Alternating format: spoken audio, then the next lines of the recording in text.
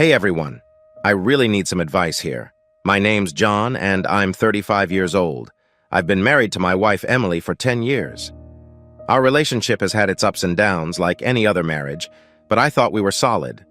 We have 2 kids, Olivia and Ethan, and I always believed we were a happy family, but over the past few months, things have felt off.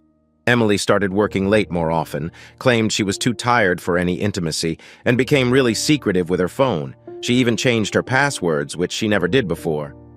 I brushed it off at first, thinking it was just work stress. I mean, she's a lawyer, and it's not unusual for her to have busy periods.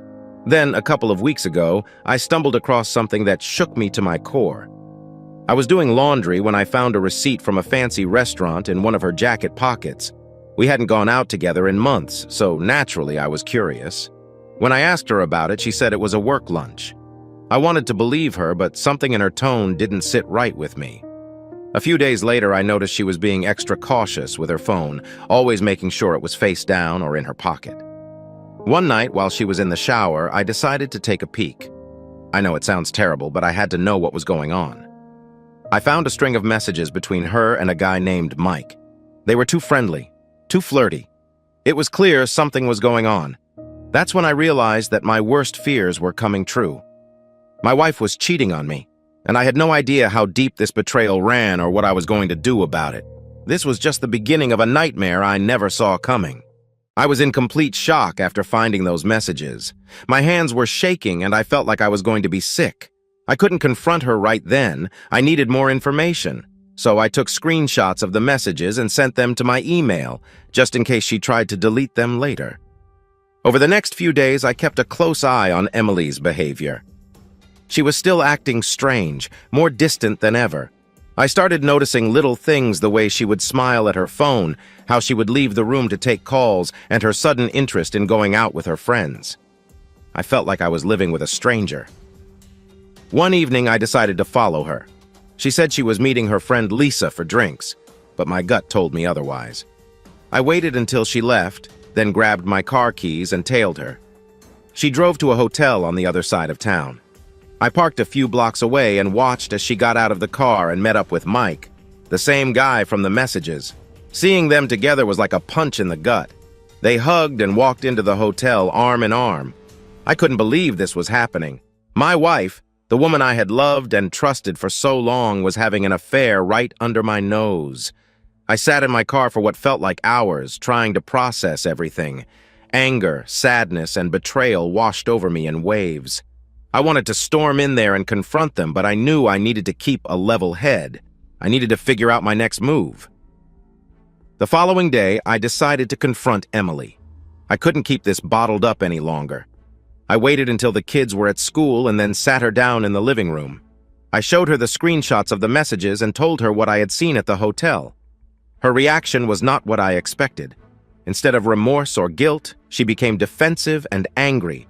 She accused me of invading her privacy and said I had no right to go through her phone or follow her. She claimed that Mike was just a friend and that I was overreacting. But I knew the truth. Her lies were unraveling and I could see the panic in her eyes. It was in that moment that I realized just how deeply she had betrayed me, not just by cheating, but by lying and disrespecting me in the worst possible way. The confrontation escalated quickly. Emily's defensiveness turned into outright hostility. She called me paranoid, insecure, and accused me of trying to control her. She insisted that nothing inappropriate was happening with Mike, despite the clear evidence to the contrary. The way she twisted the situation to make me look like the bad guy was infuriating. "You're being ridiculous, John," she spat. "Mike is just a friend, and you're making something out of nothing. This is why I don't tell you things. You always overreact." "Overreact?" I shot back, my voice trembling with a mix of anger and hurt. "I saw you two at the hotel, Emily. Don't try to gaslight me. I know what I saw." Her face went pale for a moment, but she quickly regained her composure. "I needed someone to talk to, and you haven't been there for me. Mike understands me in ways you never have." Her words felt like a knife to the heart. All these years, I thought we were partners, a team. And now she was saying that some other guy understood her better than I ever could? It was like she was tearing down everything we had built together, brick by brick. I tried to keep my cool, but it was nearly impossible. So talking requires secret meetings at a hotel? Come on, Emily. Do you really think I'm that stupid? She crossed her arms and looked away, refusing to meet my gaze. Believe what you want, John. I don't have to explain myself to you. At that moment, I realized that the Emily I thought I knew was gone. This woman standing in front of me was a stranger, someone who didn't care about the hurt she was causing. The realization was devastating. Later that night, after the kids were asleep, I received a call from one of Emily's shady friends, Greg. We had never really gotten along, and I always suspected he was trouble. Greg's voice was low and threatening. "John, you need to back off. If you know what's good for you, you'll stop snooping around." I knew this was more than just a warning.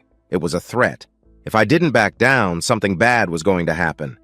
But I wasn't about to be intimidated. I had to protect myself and my kids, no matter what. I decided to take matters into my own hands. I set up a meeting with Greg, pretending to be scared and willing to negotiate. I chose a deserted warehouse as the spot, a place where I could see them coming from a mile away. I concealed my car, armed myself just in case, and waited. When they arrived, I relied on my military training to stay hidden and observe. What happened next would change everything. As I lay in wait at the deserted warehouse, my mind raced with all the possible outcomes of this confrontation. I felt a mixture of fear and determination. If Greg thought he could intimidate me into backing off, he was sorely mistaken. I had to protect my family and get to the bottom of this mess. I saw Greg's car pull up and he stepped out with another guy I didn't recognize. They looked around, clearly on edge. I stayed hidden, watching their every move. Greg called out, "John, we know you're here. Let's just talk this out." His tone was laced with false sincerity. I stepped out from behind a stack of crates, keeping my distance. "What do you want, Greg?" Greg smirked, but there was no humor in it. "I told you to stop snooping around. Emily doesn't need your drama, and neither do we." My blood boiled at his casual mention of Emily. "Your threats won't work on me, Greg. I want to know what's going on between her and Mike." The other guy stepped forward, looking like he was ready for a fight. Greg held him back. "Look, John, Emily's unhappy. She found someone who makes her feel alive again. You need to let her go." "Alive?" I spat. "Sneaking around and lying is what makes her feel alive? She's tearing our family apart."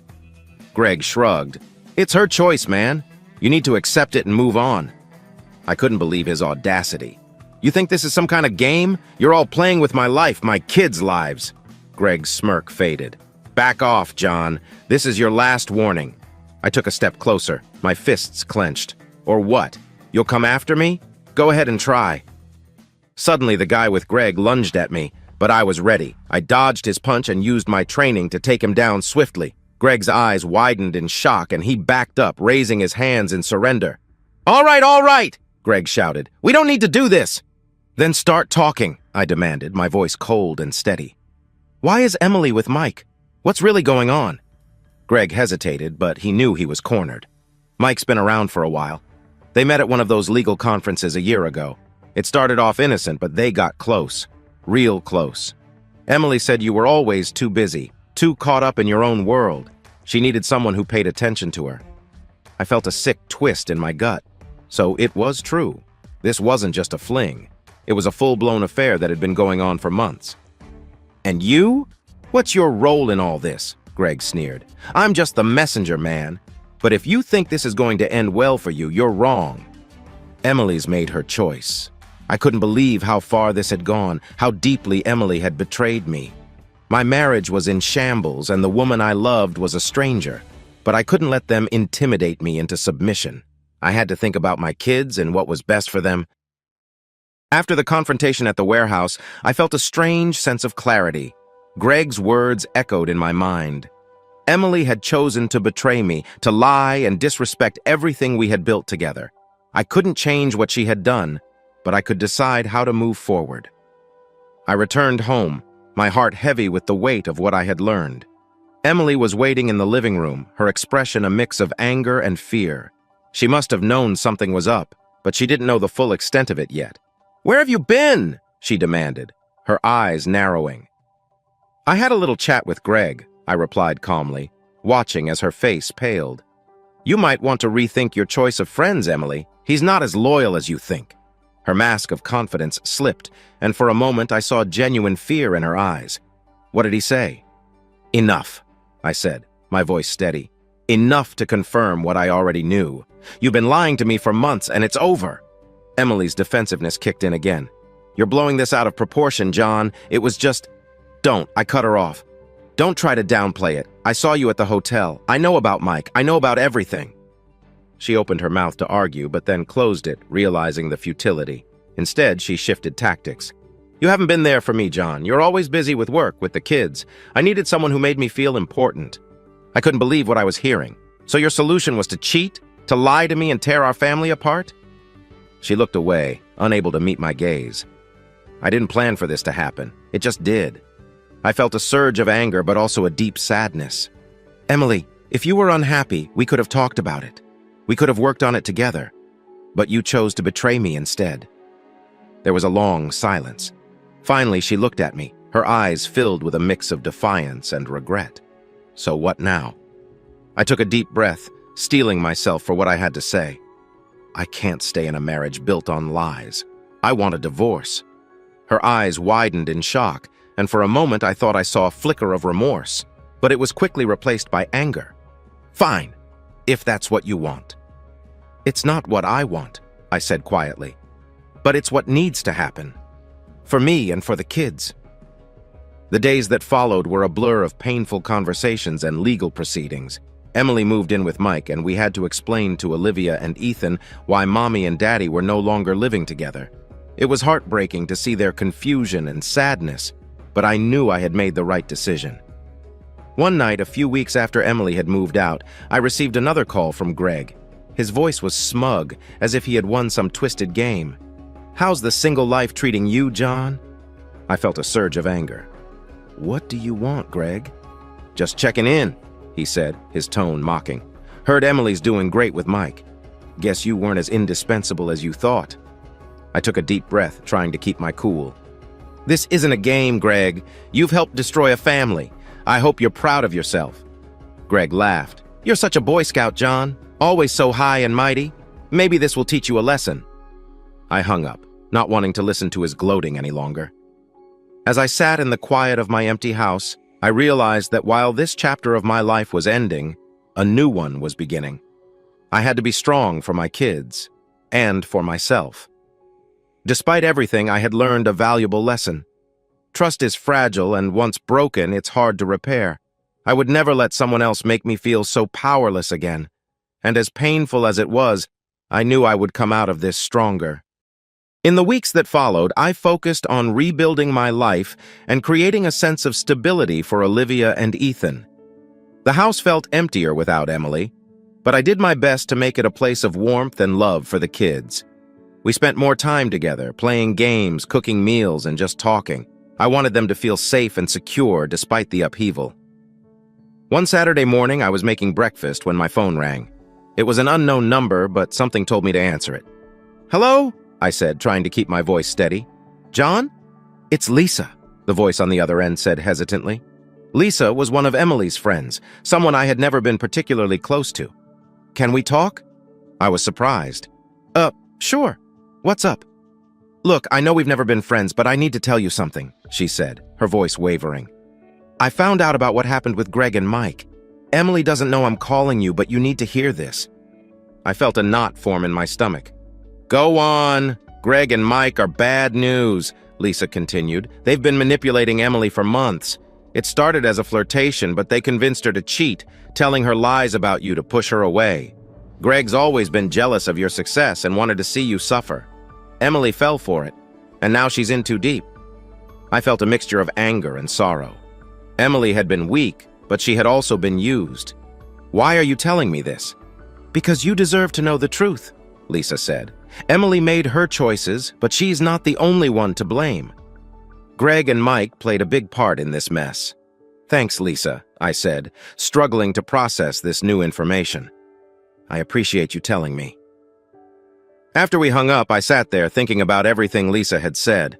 Emily's betrayal hurt deeply, but knowing she had been manipulated added a new layer to the pain. I had always known Greg was trouble, but I hadn't realized the extent of his malice.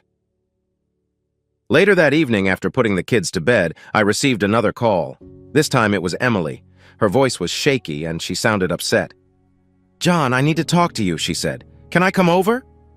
I hesitated, but something in her tone made me agree. "All right, but this doesn't change anything about the divorce." "I know," she replied softly. "I just need to talk." Emily arrived an hour later looking tired and worn. We sat in the living room and for a moment neither of us spoke. Finally, she broke the silence. "John, I've made so many mistakes," she said, tears welling up in her eyes. "I've hurt you, hurt the kids, and I don't know how to make it right." "Why now, Emily?" I asked, trying to keep my emotions in check. "Why are you telling me this now?" "I've been thinking a lot," she admitted. "Lisa called me earlier. She told me she had spoken to you. I realized how much I've let Greg and Mike influence me, how much I've let them destroy our lives." Her words hung in the air, heavy with regret. "I was weak, John. I let myself be manipulated because I was unhappy, but that's no excuse." "I'm sorry. I know it doesn't change anything, but I needed to say it." I looked at her, seeing the pain and regret in her eyes. "I appreciate your apology, Emily, but the damage is done. We can't go back to the way things were." "I know," she whispered, tears streaming down her face. "I just want you to know that I'm sorry, and I'll do whatever it takes to make things right for the kids. They don't deserve this." We talked for a while longer, discussing how to co-parent effectively and make the transition as smooth as possible for Olivia and Ethan. Despite everything, I wanted to create a stable environment for them. As Emily left that night, I felt a strange sense of closure. The pain of her betrayal would linger, but I knew I had taken the first steps toward healing. For the sake of my children and my own sanity, I had to move forward and rebuild my life, one day at a time. In the following weeks, life settled into a new rhythm. Emily and I worked out a co-parenting schedule that allowed the kids to spend time with both of us without too much disruption. It was awkward at first, but we managed to keep things civil for Olivia and Ethan's sake. One evening, I received another unexpected call. This time, it was from Mike. My initial reaction was to hang up, but curiosity got the better of me. "What do you want, Mike?" I asked, barely able to contain my anger. "I need to talk to you, John," he said, his voice uncharacteristically somber. "It's important." "Make it quick," I snapped, not interested in hearing any more lies. "I know you have no reason to trust me," Mike began, "but I need to tell you the truth. Greg's been using Emily and me to get to you. He's had it out for you for years. I didn't realize how deep his hatred ran until recently." "Why should I believe anything you say?" I retorted. "You've already destroyed my family." "Because I'm not asking for forgiveness," Mike replied. "I'm trying to right a wrong. Greg is dangerous. He's been planning something and you need to be careful." I felt a chill run down my spine. "What do you mean?" "Greg's been talking about taking things further, about making you pay for everything he thinks you've done to him," Mike explained. "I don't know what he's planning, but it's not good. I wanted to warn you." "Why now?" I asked, skeptical of his sudden change of heart. "Because I'm done being his pawn," Mike said. "I've seen what this has done to Emily, to you, and to your kids. I don't want any part of it anymore." I hung up, my mind racing with the implications of Mike's warning. Greg was more than just a manipulative jerk. He was a genuine threat. I needed to protect my family.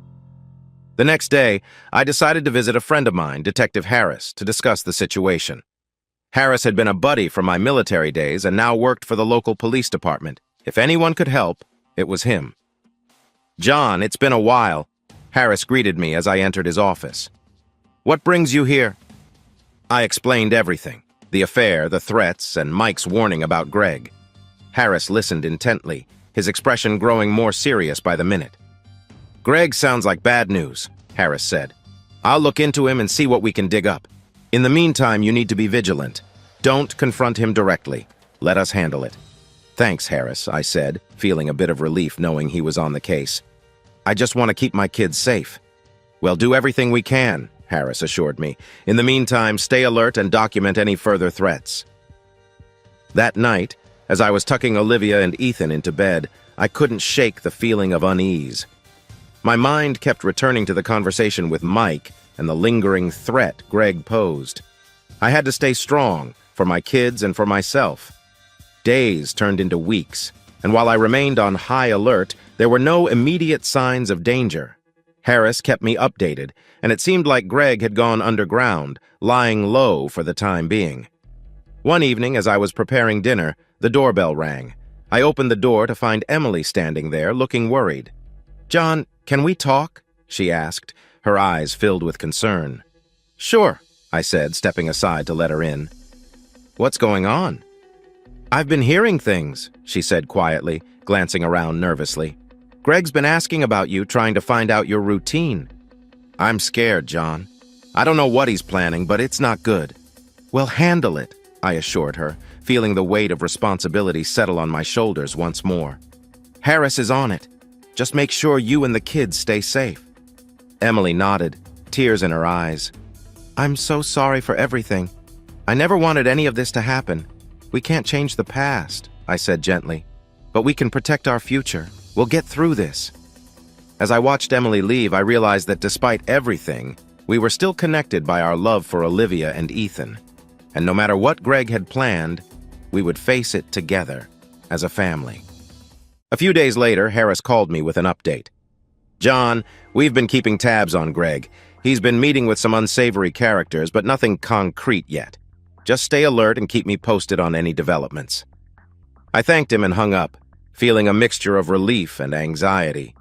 It was good to know the police were keeping an eye on Greg, but I couldn't shake the feeling that something was about to go down. That evening, after putting the kids to bed, I sat on the couch trying to relax. The doorbell rang again and my heart skipped a beat. I wasn't expecting anyone. I cautiously approached the door, peeking through the peephole. It was Greg. I opened the door, my hand instinctively gripping the handle tightly. "What do you want, Greg?"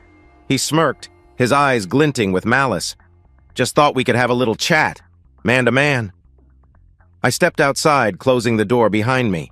"We have nothing to talk about." "Oh, I think we do," Greg said, leaning casually against the porch railing. "You see, you've been a thorn in my side for far too long. Always the golden boy, always getting what you want. Well, that's about to change." "Leave my family out of this," I said, my voice low and threatening. "You've done enough damage." Greg laughed, a cold, cruel sound. "Damage? Oh, John, I'm just getting started. You think you can just go to the cops and make all your problems disappear? Think again." I felt a surge of anger, but forced myself to stay calm. "Whatever you're planning, it won't work. The police are watching you. Harris is on to you."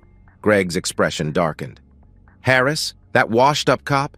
He's no match for me. You should be more worried about what's coming next." With that, he turned and walked away, leaving me standing on the porch, seething with rage. I had to find a way to protect my family from whatever he had planned. The next morning, I woke up early and decided to take the kids to my parents' house for a few days. It would be safer there, away from Greg's reach. Emily agreed, understanding the gravity of the situation. We packed up quickly, and by mid-morning, we were on the road. As we drove, I couldn't shake the feeling that Greg was watching us. Every car that passed by made me tense up, expecting the worst. But we arrived at my parents' house without incident. I explained the situation to them, and they agreed to keep Olivia and Ethan safe while I dealt with Greg. Back at home, the house felt eerily quiet. I double-checked all the locks and set up a few makeshift security measures just in case. My phone buzzed with a message from Harris. "Keep your guard up, John. We're closing in on Greg, but he's slippery. Let me know if anything happens." I replied with a quick thanks and settled in for a long, sleepless night. As the hours ticked by, I found myself jumping at every sound, my nerves on edge. Around midnight, I heard a noise outside. I grabbed the baseball bat I had stashed under the bed and crept to the window. There, in the darkness, was a figure moving toward the house.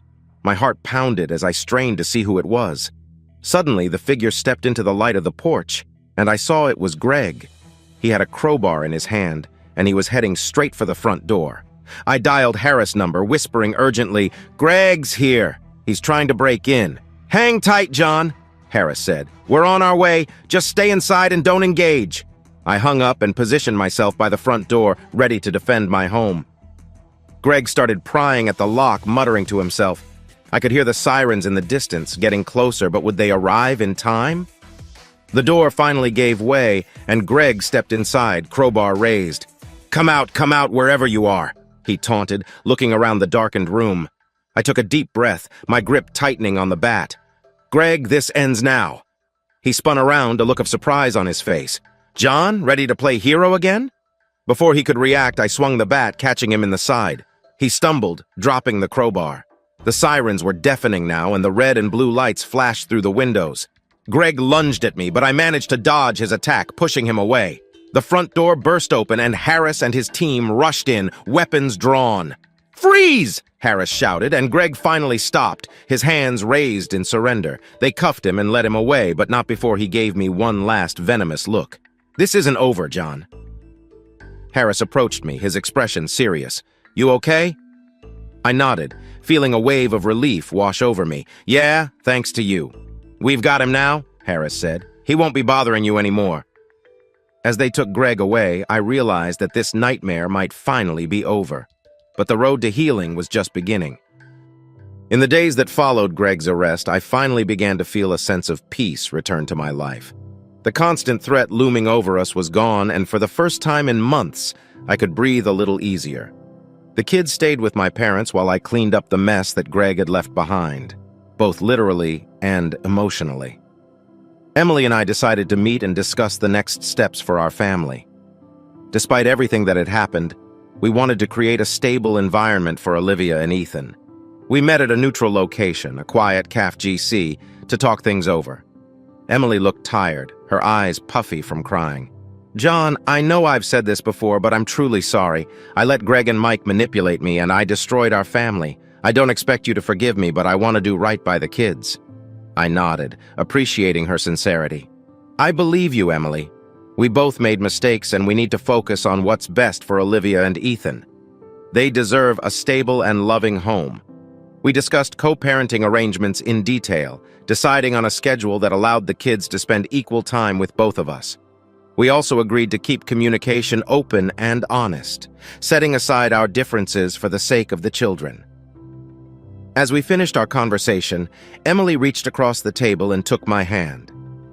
"John, I know things can never go back to the way they were, but I hope we can find a way to move forward, even if it's just as friends." I squeezed her hand gently. "Well, take it one day at a time. For now, let's focus on the kids and their happiness." That evening, I picked up Olivia and Ethan from my parents' house. They were overjoyed to see me and filled the car ride home with stories about their stay. Hearing their laughter was the best sound in the world, a reminder of what truly mattered. Once we got home, I tucked them into bed, reading them their favorite bedtime stories until they drifted off to sleep. As I watched them, I vowed to do everything in my power to protect them and provide a loving home, no matter what challenges lay ahead. The next morning, I received a call from Harris. "John, we have some updates on Greg. He's being charged with multiple offenses, and it looks like he's going away for a long time. You and your family are safe." "Thank you, Harris," I said, relief flooding through me. "I can't tell you how much this means to us." "Just doing my job," he replied. "Take care of yourself and those kids. You've been through a lot, but you're stronger than you know." Harris' words stayed with me as I went about my day, focusing on creating a new normal for my family. Emily and I worked together to ensure the kids felt loved and secure, and slowly but surely, the wounds began to heal. One weekend, while the kids were with Emily, I decided to take some time for myself. I went for a long hike, letting the peacefulness of nature wash over me.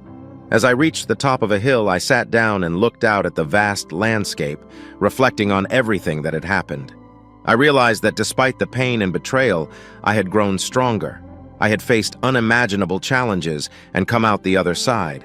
There was still a long road ahead, but I was ready to embrace the future with resilience and hope. A few weeks later, I received an unexpected email. It was from Mike. My first instinct was to delete it, but curiosity got the better of me. I opened it and began to read. "John, I know I'm probably the last person you want to hear from, but I need to say this. I'm sorry for everything. I was weak and allowed myself to be manipulated by Greg. I never intended to hurt you or your family.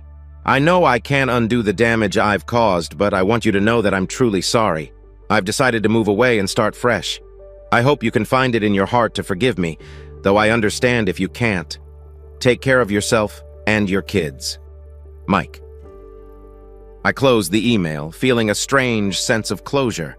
Mike's apology didn't erase the pain, but it gave me a sense of finality. He was out of our lives for good, and we could finally move forward without the shadow of betrayal hanging over us. The journey to healing wasn't easy, but step by step we began to rebuild our lives. And through it all, I discovered a strength within myself that I never knew existed. For my kids, for myself, and for our future, I was determined to make the most of this second chance. Months passed, and life gradually settled into a new normal. Emily and I found a rhythm with co-parenting, and Olivia and Ethan adjusted well, their smiles and laughter a testament to their resilience. Despite the pain of the past, I felt a renewed sense of purpose. One evening after putting the kids to bed, I sat on the porch enjoying the cool breeze and the quiet. My phone buzzed with a notification. It was a message from Lisa, Emily's friend who had helped me uncover the truth about Greg and Mike. "Hey, John. Just checking in. How are things?" I replied.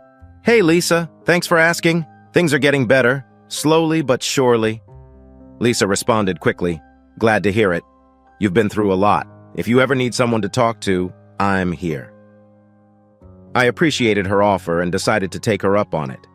We ended up chatting for a while, sharing our experiences and finding comfort in each other's words. It was nice to connect with someone who understood the complexities of the situation. As the weeks turned into months, I started to find joy in small moments again, taking the kids to the park, cooking dinner together, and even trying new activities. I signed up for a martial arts class, something I'd always wanted to do but never found the time for. It became a great way to channel my energy and focus on something positive. Emily and I remained cordial, keeping our interactions centered around the kids. She seemed genuinely remorseful and was committed to being a good mother. While our romantic relationship was over, we managed to form a cooperative partnership for the sake of our children. One sunny afternoon, as I watched Olivia and Ethan play in the backyard, I realized how far we had come. Despite the betrayal and heartache, we had built a new foundation based on honesty and mutual respect. It wasn't perfect, but it was real. Emily arrived to pick up the kids for the weekend, and we exchanged a brief but friendly conversation. It felt good to know that we could coexist peacefully, putting our children's needs above our own issues. Later that night, I received a call from Harris. "John, I wanted to let you know that Greg's trial is coming up. He's facing multiple charges, and it looks like he's going away for a long time. You might be called as a witness." "I understand," I said, feeling a mix of relief and anxiety. "Thanks for the heads-up, Harris." "You've come a long way, John," Harris said. "Keep focusing on your kids and yourself. You're doing great." "Thanks, Harris," I replied. "I couldn't have done it without your support." As the trial approached, I prepared myself mentally for the ordeal. Testifying against Greg was daunting, but it was necessary to ensure he wouldn't harm anyone else.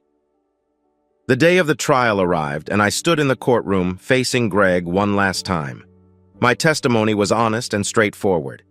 I recounted the threats, the manipulation, and the confrontation at the warehouse. The jury listened intently, and I could see the impact of my words on their faces. Greg's defense tried to discredit me, but the evidence was overwhelming.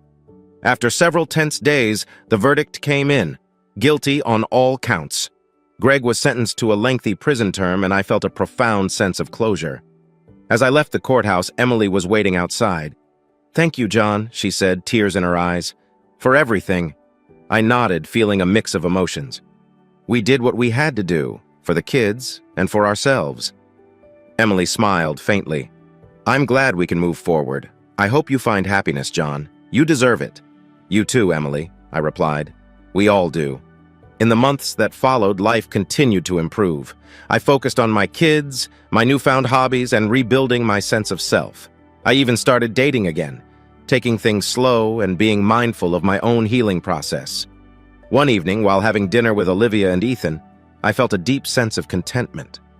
The road had been long and painful, but we had come out the other side stronger and more resilient. The betrayal had been a devastating blow, but it had also taught me the importance of trust, honesty, and the strength of the human spirit. As I watched my children laugh and play, I realized that despite everything, we had created a new, stronger foundation. Our family had been tested, but we had emerged more united and resilient than ever before, and that was something worth cherishing.